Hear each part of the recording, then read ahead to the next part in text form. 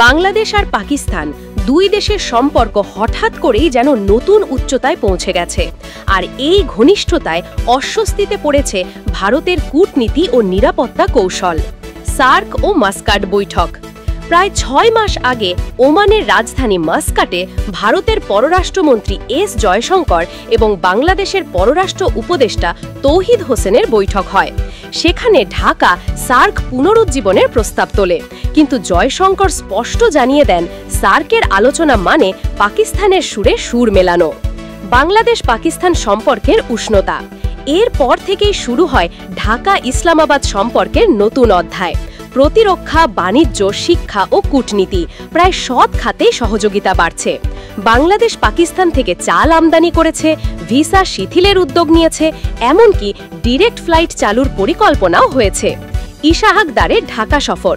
সম্প্রতি পাকিস্তানের উপপ্রধানমন্ত্রী ও পররাষ্ট্রমন্ত্রী ইশাহাক দার ঢাকায় এসে মোহাম্মদ ইউনুস সহ বিএনপি, জামায়াত ও এনসিপি নেতাদের সঙ্গে বৈঠক করেন।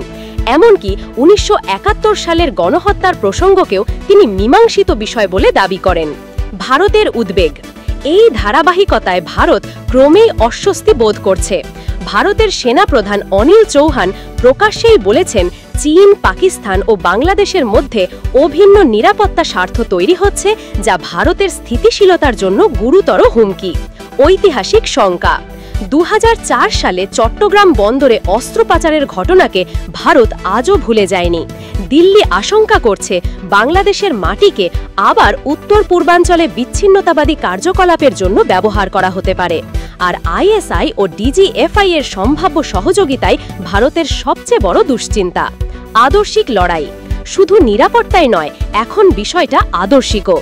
ভারত যেখানে বাংলাদেশের নতুন প্রজন্মকে রবীন্দ্রনাথের চেতনায় গড়ে তুলতে চেয়েছে, পাকিস্তান সেখানে জিন্না ইকবালের আদর্শে শিক্ষার্থীদের দীক্ষিত করতে চাইছে। যুক্তরাষ্ট্রের ভূমিকা। বিশ্লেষকরা মনে করছেন যুক্তরাষ্ট্র দক্ষিণ এশিয়ার সমীকরণ বদলাতে চাইছে।